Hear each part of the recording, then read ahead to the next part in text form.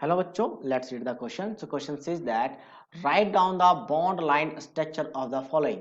नाम क्या गिवन है यहाँ पे basically N ethyl N methyl 2 amino propane.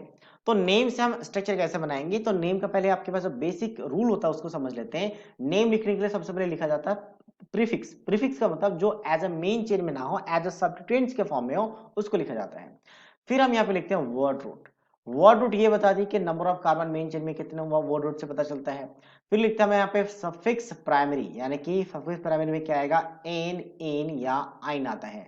इससे ये पता चलता है कि कार्बन कार्बन के बीच में सिंगल बॉन्ड है, डबल बॉन्ड है या तो फिर ट्रिपल बॉन्ड है. इसके बाद यहाँ पे लिखा जाता है आपके पास सफिक्स सेकेंडरी, जो कि फंक्शनल ग्रुप के लिए यूज होता है.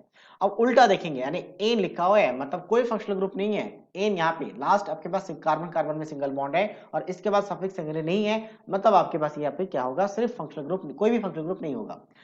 उसके बाद आगे क्या है, एन के बाद यहाँ पे क्या प्रॉप है, तो प्रॉप आपका 3 कार्बन हो गए मेन कार्बन में. ठीक है, उसके बाद एमिनो. अच्छा, एक वैसे एमिनो भी फंक्शनल ग्रुप है बट उसको एज अ प्रीफिक्स में रखा, तो हम प्रीफिक्स में रखेंगे एमिनो.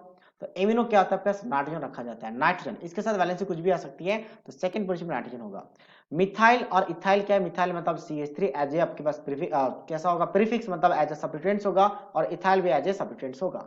तो अब हम बॉन्ड लाइन नोटेशन बनाना है, तो मेन कार्बन में मेन चेन में 3 कार्बन है, तो 3 कार्बन ऐसा हम दिखा लेंगे, ये 3 कार्बन हो गया. ठीक है, ये 3 कार्बन है. अच्छा, ये जो कॉर्नर्स होते हैं वो कार्बन होते हैं.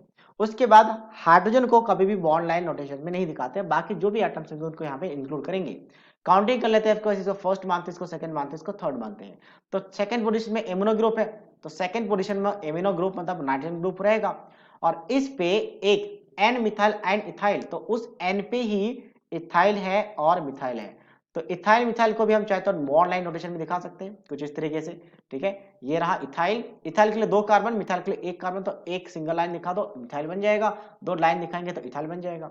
उसके बाद सेकंड में यही था, अमीनो था, प्रोपेन था, तो ये बन गया पूरा कंपाउंड. ये आपके पास सेकंड पोजीशन है. So this is the final structure of this compound. So I hope you understood it well. All the best.